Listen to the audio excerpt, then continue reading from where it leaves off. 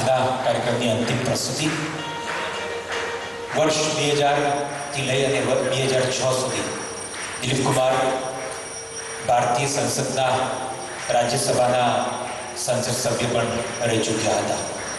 આવા કલાકારને સુરીલ સાંજ સલામ કરે છે.